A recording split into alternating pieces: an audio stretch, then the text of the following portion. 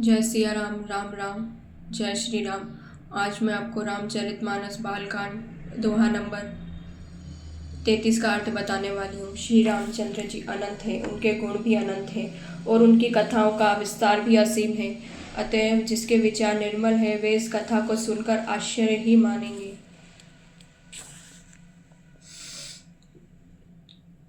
दोहा 33 में चौपाई 1 का अर्थ इस प्रकार। सब संदेहों को दूर करके श्री गुरु जी के चरण कमल विरज को सिर पर धारण करके मैं पुनः हाथ जोड़कर सबकी विनती करता हूँ, जिससे कथा की रचना में कोई दोष स्पर्श न कर पावे।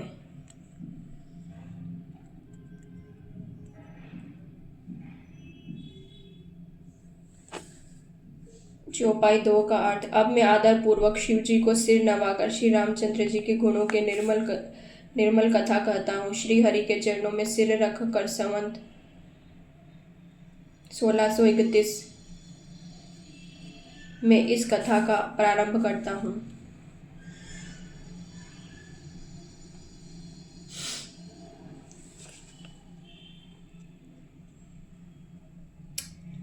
चैत्र मास की चौपाई 3 का अर्थ चैत्र मास की नवमी तिथि मंगलवार को श्री अयोध्या जी में यह चरित्र प्रकाशित हुआ।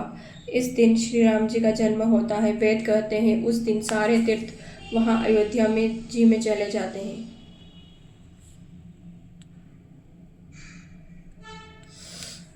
चौपाई 4 का अर्थ असुर, नाग, पक्षी, मनुष्य, मुनि, देवता सब अयोध्या में आकर श्री रघुनाथ जी की सेवा करते हैं। बुद्धिमान लोग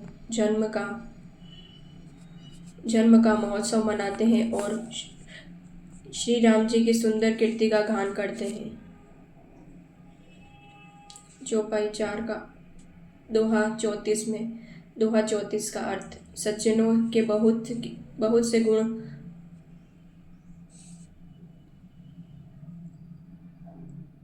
सज्जनों के बहुत से समूह इस दिन सरयू जी के पवित्र जल में स्नान करते हैं और हृदय में सुंदर श्याम शरीर श्री रघुनाथ जी का ध्यान करके उनके नाम का जप करते हैं। श्री रघुनाथ जी का ध्यान करके उनके नाम का जप करते हैं।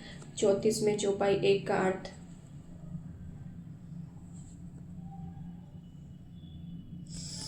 दोहा 34 में चौपाई 1 का अर्थ वेद पुराण कहते हैं कि श्री सरयू जी का दर्शन, स्पर्श और स्नान जलपान पाप को हरता है। यह नदी बड़ी पवित्र है, इसकी महिमा अनंत है, जिससे विमल बुद्धि वाली सरस्वती जी भी कहीं भी नहीं कह सकती। मतलब उस नदी की महिमा जो विमल बुद्धि वाली सरस्वती जी है, सरस्वती माता है, वो भी नहीं कह सकती है। सरयू जी नदी सरयू की महिमा। यश दोहा 34 में चौपाई 2 का अर्थ यह शोभायमान अयोध्यापुरी श्री रामचंद्र जी के परम धाम की देने वाली है। सब लोकों में प्रसिद्ध है, अत्यंत पवित्र है। जगत में अंडज, स्वेदश, उद्विज, जरायुज 4 खानी प्रकार है, अनंत जीव है। इसमें से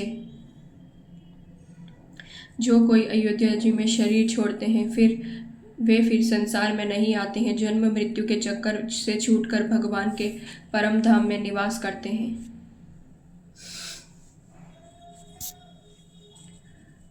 चौपाई 3 का अर्थ इस अयोध्यापुरी को सब प्रकार से मनोहर, सब सिद्धियों की देने वाली और कल्याण की खान समझकर मैंने इस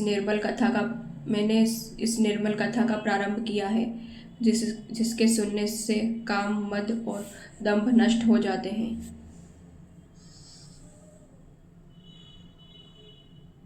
चौपाई 4 का अर्थ इसका नाम रामचरितमानस है, जिसके कानों से सुनते ही शांति मिलती है। मन रूपी हाथी विषय रूपी दावानल में जल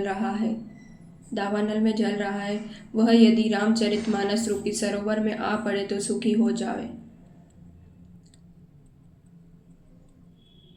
चौपाई 5 का अर्थ यह रामचरितमानस मुनियों का प्रिय है।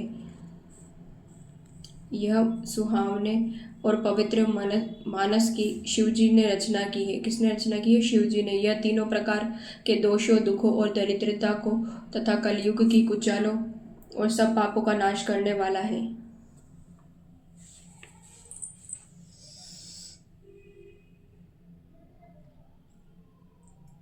चौपाई 6 का अर्थ श्री महादेव जी ने इसको रचकर अपने मन में रखा था और सुअवसर पाकर पार्वती जी से कहा। इससे शिव जी ने इसको अपने हृदय में देखकर प्रसन्न होकर इसका सुंदर रामचरितमानस नाम रखा। चौपाई 7 का अर्थ मैं उसी सुख देने वाली सुहावनी राम कथा को कहता हूँ। हे सज्जनों, आदर पूर्वक मन लगाकर इससे सुनिए।